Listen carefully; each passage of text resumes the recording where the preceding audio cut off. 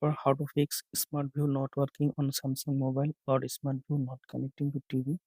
In this video, I show you how to fix Smart View not working on Samsung mobile. For solving this problem, go to settings, now go to apps, now click on three dot menu, click on show system apps, click on OK. Now find that Smart View.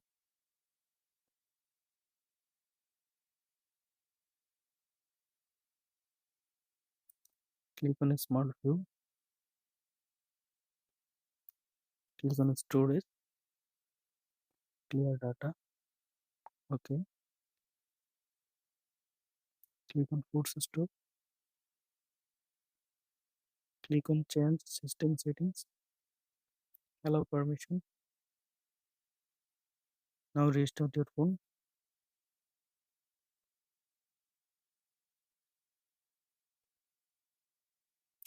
After restart your phone, now open a Smart View. Next, now I hope that this method fixes Samsung Smart View not working or Samsung Smart View not connected to TV. Thanks for watching.